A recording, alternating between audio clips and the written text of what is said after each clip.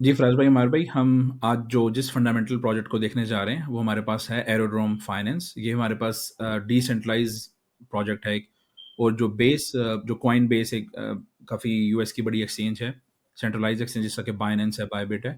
जैसा कि coin base US की है, उनका स्टॉक भी है बेस करके। तो ये उनका एक डिसेंट्रलाइज़ सिस्टम है, यानी कि उनकी काफ़ी ज़्यादा इसके अंदर इन्वेस्टमेंट्स है। तो एक कह लें कि इसको ऑटोमेटेड मार्केट मेकर कहा जाता है क्रिप्टो की दुनिया में, एएमएम की बेसिस पर बनता है, और कोई भी जो नए प्रोजेक्ट्स आने होते हैं, क्योंकि जब भी किसी प्रोजेक्ट ने लॉन्च होना होता है, अगर उसने बाइनेंस या बायबिट पे होना है, तो उनको एक बहुत ज़्यादा चंक चाहिए होता है, बहुत ज़्यादा अमाउंट चाहिए होती है, ना कि सिर्फ अपने कॉइन्स को वहाँ पे स्टोर करने के लिए, बल्कि फ़ी पे करनी पड़ती है।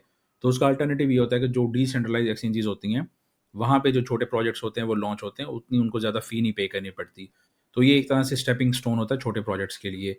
तो उसमें हमारा ये एरोड्रोम फाइनेंस आता है। इनकी टीम की अगर हम बात करते हैं, तो टीम को मैंने इनको चेक किया है। इनकी ट्विटर प्रोफाइल्स भी और लिंक्डइन भी जहाँ पे अवेलेबल हैं। तो एलेक्स और ताओ इनके मेन को-फाउंडर्स में आते हैं। और सेकंडली, अगर इनकी कोड की सिक्योरिटी की असेसमेंट जो मैंने की है, हमारे डैशबोर्ड ने हमें बताया, तो वो 84 सिंगल एआई है। तो इसके अंदर कुछ इश्यूज़ थे जो कि उन्होंने फिर रिज़ॉल्व किए। ओनरशिप के कुछ इश्यूज़ आ रहे थे, तो वो फिर इन्होंने मैनेज किए, तो इसलिए हमारी रेटिंग ज़रा कम आई है। बट अभी करंटली इनकी जो डेस्क है, उसके ऊपर ऐसा कोई सिक्योरिटी के थ्रेट्स नहीं हैं।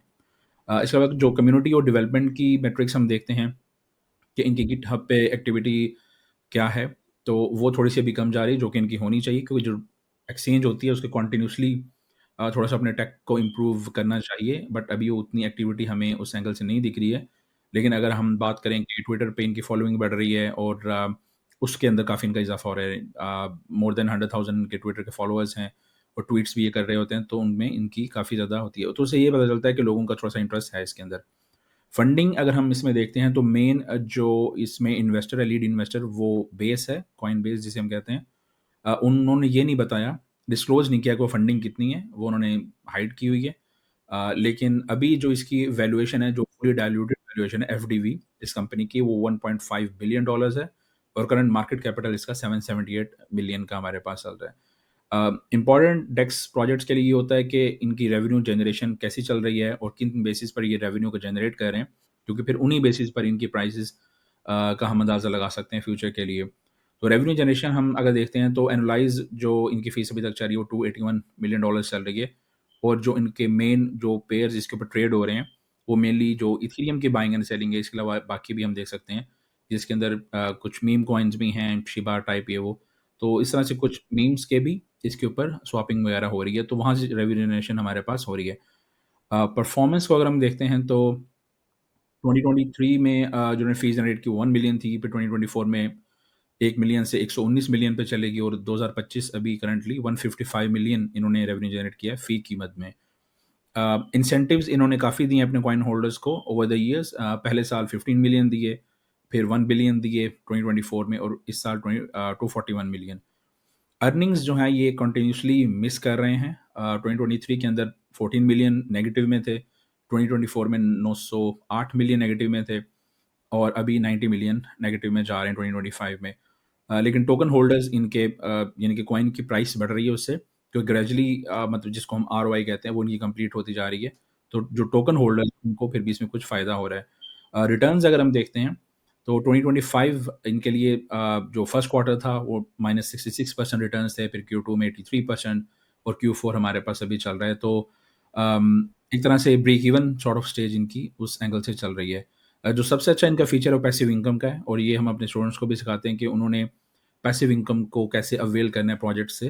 जिस तरह से हमारे पास स्टॉक मार्केट्स के अंदर डिविडेंड्स कुछ स्टॉक्स देते हैं, सिमिलरली यहाँ पे भी हमारे पास पैसिव इनकम की स्ट्रीम्स होती हैं काफ़ी ज़्यादा। फॉर एग्जांपल, अगर आपके पास इस प्रोजेक्ट के कॉइन्स हैं, एरो कॉइन्स हैं, और आपके पास यूएसडीटी या यूएसडीसी जो स्टेबल कॉइन है, वो भी पड़ा हुआ है, तो इन दोनों के पेयर को अगर आप मिलाते हैं, तो आपको 25% 24% 30 डेज़ की एपीवाई ये देते हैं। यानी कि आप अगर यूएसडीसी लें और जो एरो कॉइन्स इनको लें, लॉक कर दें इनके प्लेटफ़ॉर्म पे 30 डेज़ के लिए, तो आपको 24% उसके ऊपर ये रिटर्न देंगे। और ये सिक्योर होता है इन प्लेटफ़ॉर्म्स के ऊपर, इनको पूल्स कहा जाता है, जो कंप्लीट सिखाया भी जाता है।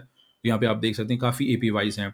अगर आपके पास इथेरियम है और यूएसडीटी है, और यहाँ पे जाके आप लॉक करते हैं, तो 125% ये रिटर्न्स भी उसके ऊपर देते हैं।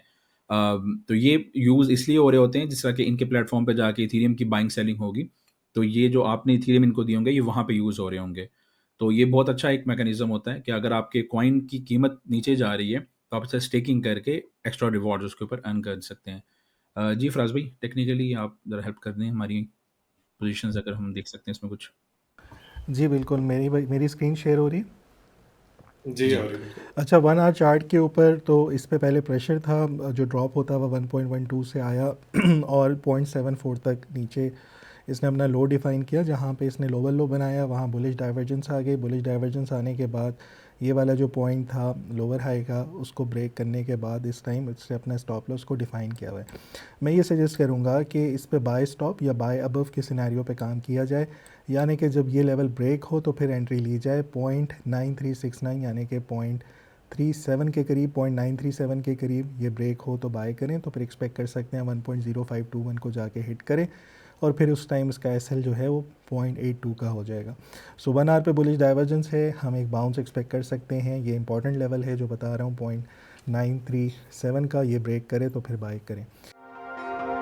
सरमाया.com, जहां हर फैसला बने सरमाया।